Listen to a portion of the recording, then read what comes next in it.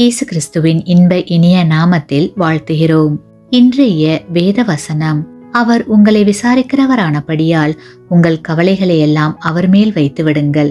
1 பேதுரு 5ஆம் அதிகாரம் 7ஆம் வசனம். Today's Bible verse, casting all your care upon him, for he cares for you.